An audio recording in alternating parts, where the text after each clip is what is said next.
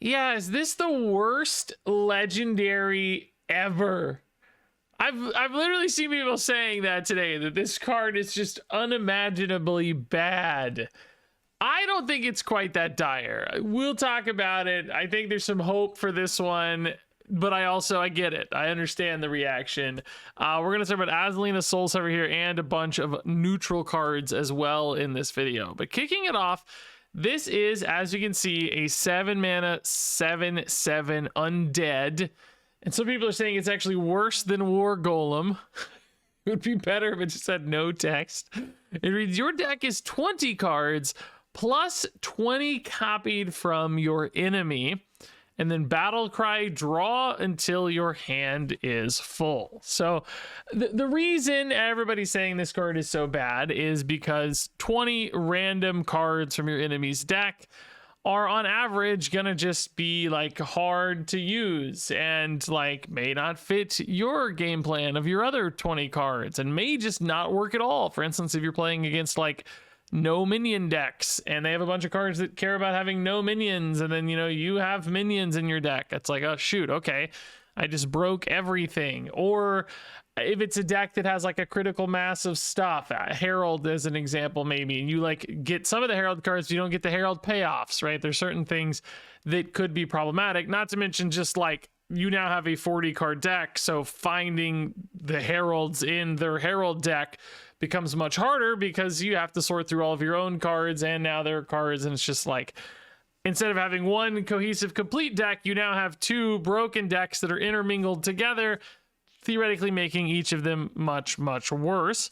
Now Azalina does have a battle cry here that theoretically helps, right? You get to draw cards until your hand is full. So sure, if you drew 10 cards off your Azalina, like, yes, of course, that would help you accelerate through both decks and hopefully build more cohesive end result. But that's a 7 mana play here for Azalina, and you're not usually going to draw 10 cards. You might usually draw like 4 or 5 at most or something from your Azalina, which is going to make this card sometimes just really hard to play for 7 mana. And you might say, well, I'll be a control priest, so I have time to do that. Well, remember, you're not really a control priest. You're 20 cards of a control priest and 20 cards aggro hunter or whatever, right? And it may not really come together where you get to be a control priest. So all of that said, like, I understand the gut reaction to this card being, oh my God, this is going to ruin my deck. Oh my God, this is terrible.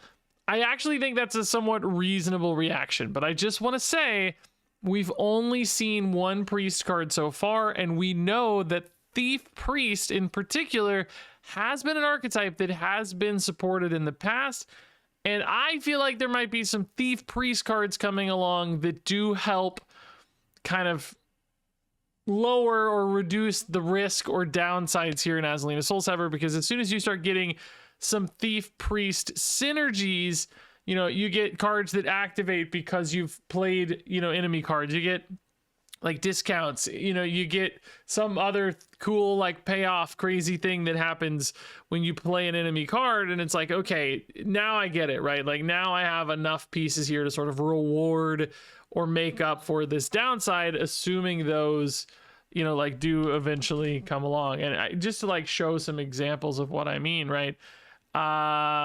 Let's see.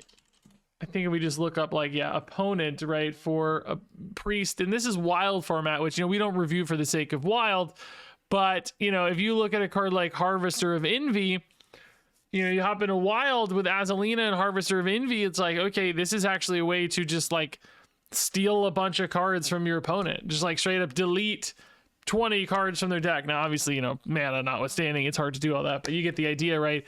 These are the sorts of things that like start to pay off, and I there aren't actually that, I don't know why I'm only on 3 mana here, but you can think of other examples, I'm sure, as well, and other things here that will pay off. Here you go. Theft accusation, right? Choose a minion, destroy it after you play a card copied from the opponent. If that said instead after you play a card, well, that copy would work. This is copies, right?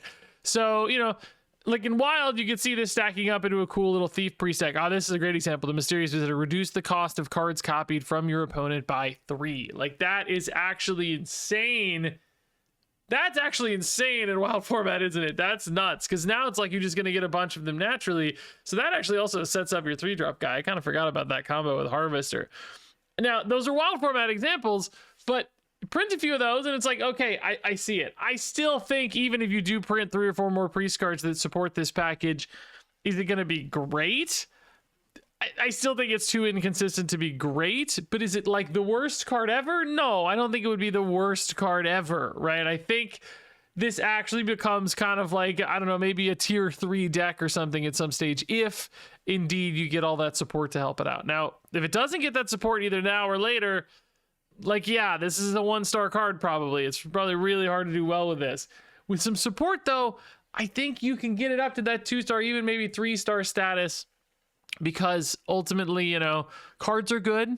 Even your opponent's cards are good, and any little bonus on your opponent's cards could make them quite competitive. So all in all, I get it, but also like, chill. Maybe it's not that bad, right? Chill. All right, next up here we have Jailbird, a new 5-mana 3/4 beast, taunt, and when you prepare while holding this, reduce this card's cost by the same amount.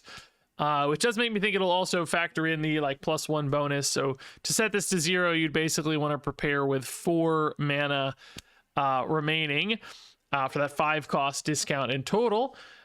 Which at that point you get a 0 mana 3/4 taunt. So this is basically a kind of a fill in the gaps for like, hey, I'm sacrificing all this tempo to prepare, but now I get to throw some stuff out, some speed bumps. The taunts are particularly nice to just kind of slow down your opponent, keep you alive while you're setting up for those kind of explosive turns later, which, I mean, definitely if you're running enough prepare stuff and expecting to prepare it often, I think you're probably going to run some Jailbirds, right?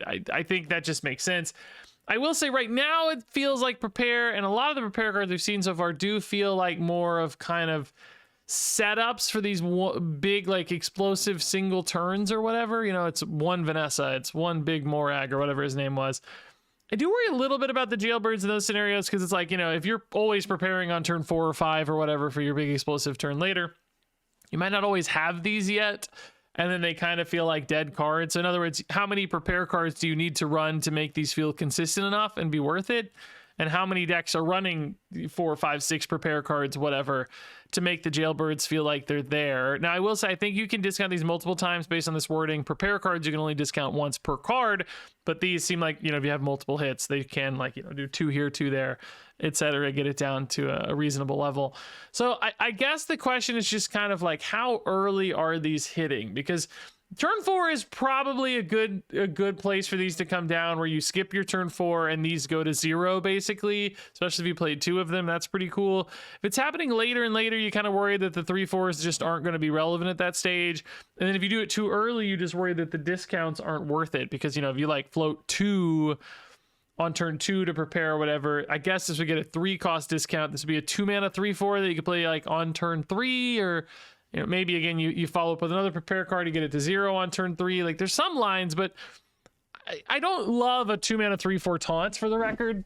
Like, it's fine, it's definitely not terrible, but you really, I think, want this to be 1 or 0 to feel worth it. So I guess what I'm saying is, like, I'm already doing the math on this, and it's like a lot of decks are going to do the math and maybe decide the Jailbirds aren't worth it. Like, it's just not going to, just like the curve isn't going to be right, or the timing's not right, or the consistency's not right. And I could see this getting kind of left out for a lot of decks, even if they're running prepare cards, just because it's kind of missing on one of those checks. That said, I think there will be others that use the Jailbird. So in essence, I'm saying, like, playable card. I just don't know if this is like actually going to go in every prepare deck. I think this one could get cut sometimes. Moving on here to the Rat Burglar, a 4 mana 2/6. It's another dirty rat here. At the end of your turn, steal all cards that entered your opponent's hand during your turn. So, like, finally a like direct mill deck payoff. You know, we've had so much fun in the past with like Naturalized Mill Druid, where we just make them draw 1,000,000 cards, and generally the goal there has just been to make them burn their cards or empty their deck. But now you actually have another use case where you can just steal those cards outright with the Rat Burglar.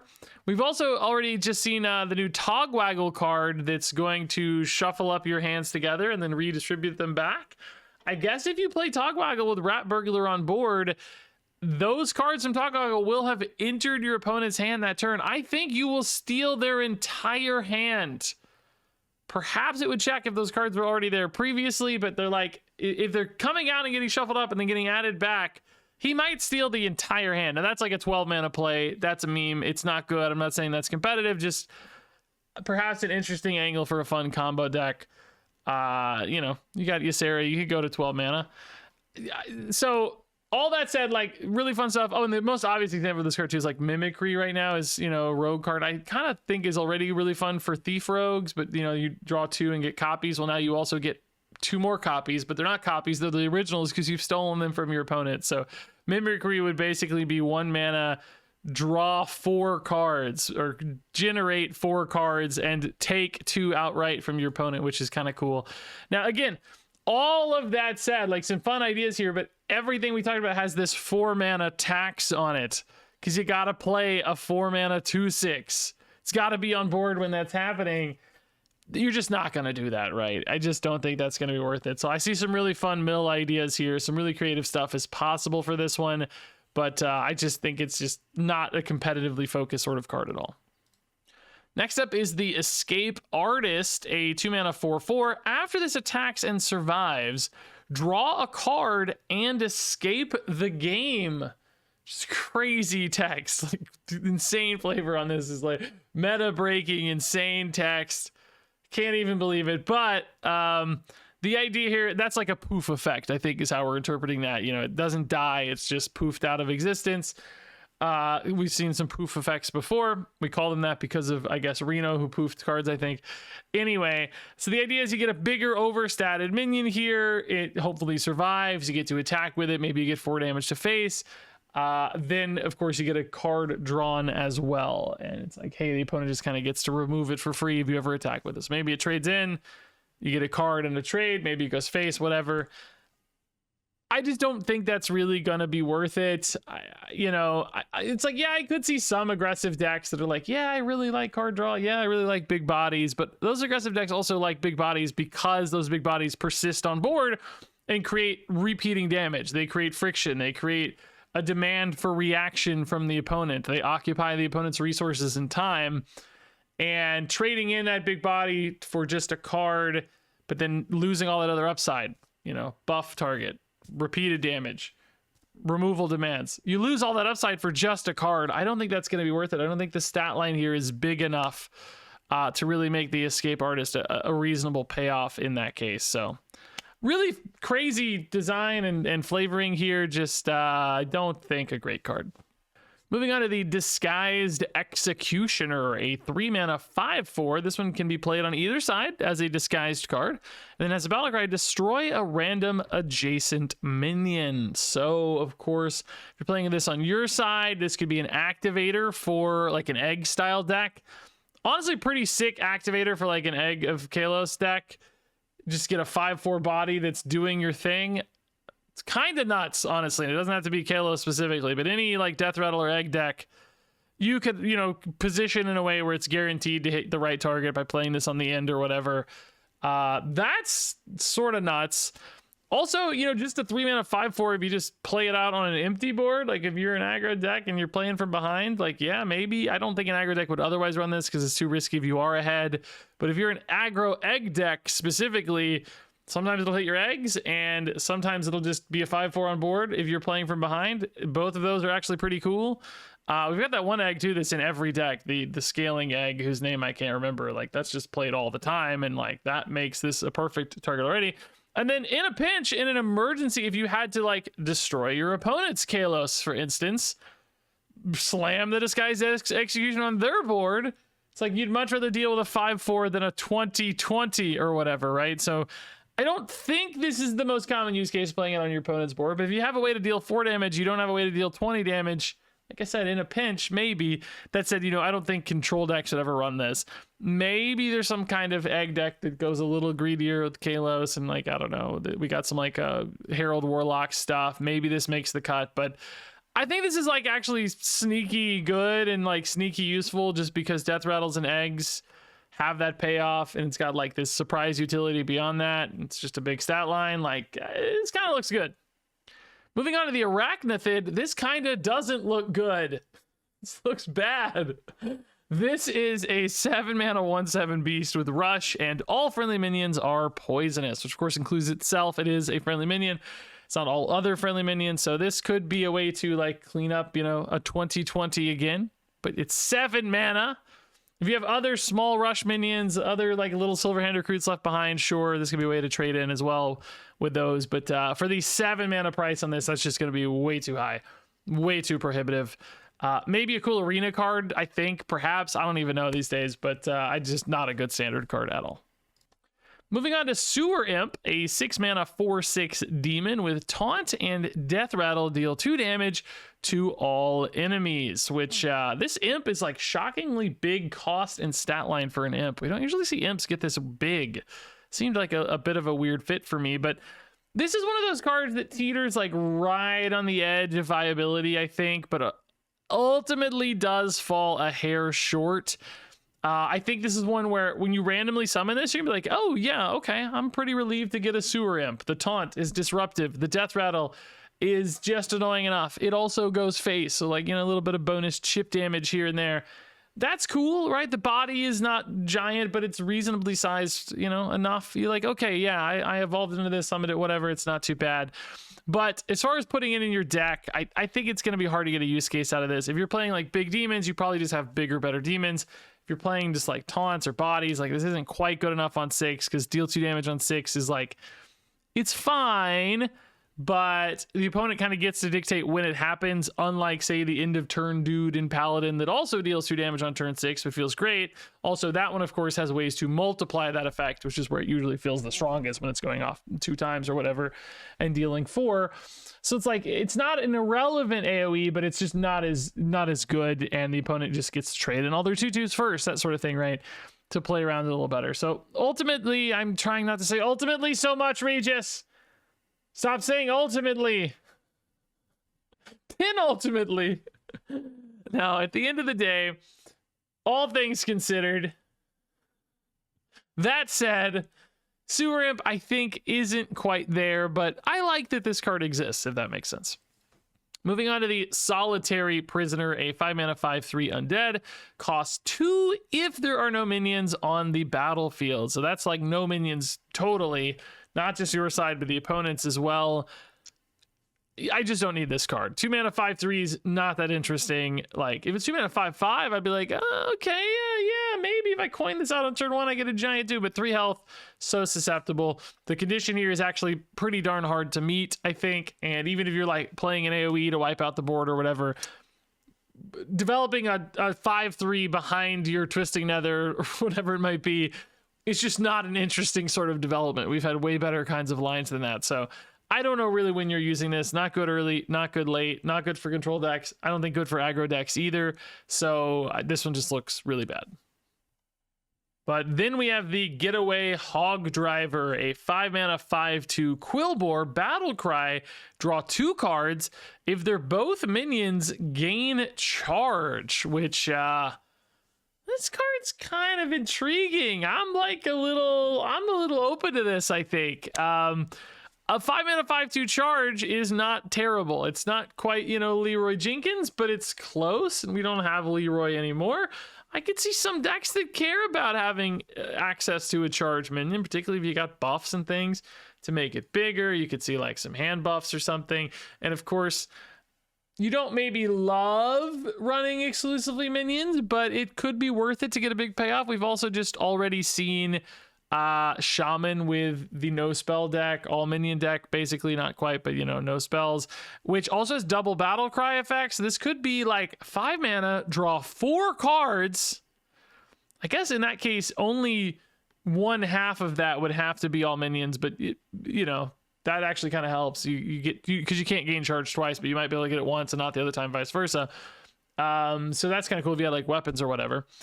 But anyway, like draw 4 5/2 charge, that's worth 5 mana for sure, right? Even if it's not game ending charge right now, like take a trade, just drew 4 cards or whatever. Life's maybe not so bad there. So that's like an immediate, like, okay, yeah, I'm thinking about Shaman already. That's pretty cool. I think there's some other decks that might just take a flyer on this as well, where it's like I've got 26 minions, Hog Driver's pretty darn likely to hit. I get to draw 2 and develop a 5/2, absolute worst case, which isn't good, let's be clear, but it's you could do it. And then sometimes you get the charge upside. It's like, yeah, the one kind of interesting dynamic with this card, or perhaps uninteresting depending on how you think about it, is like when you're going for charge, it's often because you're trying to end the game, like you care about lethality, which often in those instances you don't care about drawing cards because you want the game to be over. Now, you might be able to draw cards that specifically help you end the game, but traditionally minions aren't the best at doing that. You know, it would be like weapons or spells that give you more damage. So there is this kind of intersection there of things that maybe don't go perfectly together, but I'm saying, like, hey, even if it's not game ending, like 5 damage to face might still be really relevant to set me up for next turn or whatever, you know. But does that work in a minion deck? This one's really close to me. Like, I am gonna say this gets there and some deck finds a way to utilize this really well, but it's shaky. I don't think it's a guarantee at all, because it probably takes the right mix of stuff, and having some minions in particular that can be lethal beyond just this one, which of course you could just draw another getaway Hog Driver, I guess, but you kind of need enough, I think, lethality to sync up basically with the Hog Driver's goals to make it worth it. So our final card here is a pretty crazy one. This is Captured Archmage, a 2-mana 3/2 death rattle. If you had 4 other Captured Archmages die this game, cast Fireball at a random enemy. So basically you need to play 5 of these, or have 5 of these on board throughout the course of a game. The first 4 will do absolutely nothing.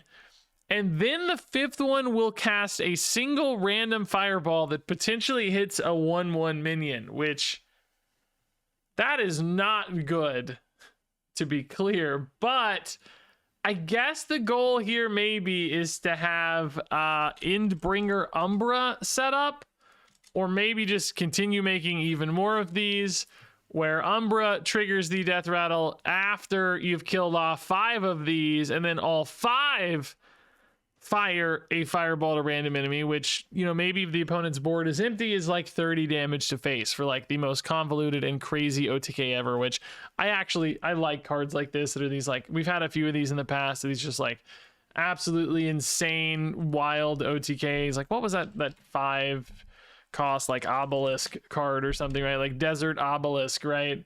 Similar sort of idea. There's like, if you control 3 of these, deal 5, like getting a board full of these, whatever, you know. We've had a few of these cards before, but the problem is, like, creating copies right now is really tough. I think the best way to do it is probably Resuscitate, where you play this out, it dies, you bring it back, it gets reborn. So basically that's like already 3. You can do that multiple times, and the base versions, like, that gets you there. Priest had another example of a copy card, but there weren't a lot of other options or classes that could do it well. Now, I will say, like, Warlock has the dude that copies death rattles, right? But I don't think that alone would work. I think you need the extra copies, because it's not, this death rattle is gone off 4 times. It's 4 Archmages had to die. So I don't think using Archdruid of Thorns would necessarily work to set it up. Now, this could be a way to get extra fireballs again, right? But like, you're gonna need more setup, and I don't know how good Warlock is. If you looked at copy cards, I didn't see any in Warlock. I might be missing something, but basically crazy meme status card. 99.99% chance this is just god awful, right? Like, unplayably bad, but could create some really funny deck ideas and highlights, which I will probably intend to do, but then Mark will do it first, and then I will feel unmotivated to do it because he already did it better than I did, so I will never make a video on it. But yeah, in theory anyway, a really fun idea for a deck. It's just a bad one. So I think all that said, let's go ahead and rate these cards from 1 to 5 stars. Azalina Soul Sever is a 3-star card. Jailbird is a 3-star card. Rat Burglar is a 2-star card. Escape Artist is a 2-star card. Disguised Executioner is a 4-star card. Arachnithid is a 1-star card. Sewer Imp is a 2-star card. Solitary Prisoner is a 1-star card. Getaway Hog Driver is a 4-star card. Captured Archmage is a 1-star card. Yeah, there you go. Not a bad set of neutral cards, honestly. A couple 3s, a couple 4s in the mix. Like, that's actually pretty good for a neutral card batch, where normally we get just all 1s and 2s here. Almost gave Sewer Imp 3 stars, but I really just don't think this makes it into deck lists. This is like 2.75 stars, like, you know, as like generally okay as a 2-star card can get. But, you know, a lot of the 2-star cards are like more situationally interesting, but like still not going to get played. Just, you know, sometimes that feels like a solid arena card, and that feels somewhat better, but still ultimately they both don't get played, so they're kind of in the same spot. But as Alina, I'm putting a little bit of faith here in Thief Priest. Like, I agree with the sentiment in general that, you know, blind and a vacuum, this is a card that just makes your deck worse, and that is an unplayable card, of course. But they cook just a little bit with Thief Priest. You got something here. I still don't think it would be like a tier 1 deck. Ultimately, there's just too many downsides. But could this be this the kind of key legendary for a mid tier 3 deck? Yes. Does that make it a 3-star card? Yes. So we'll see. But share your thoughts on this one down below. Is this really the worst card ever? Let me know. Thanks so much as always for watching, and until next time, game on.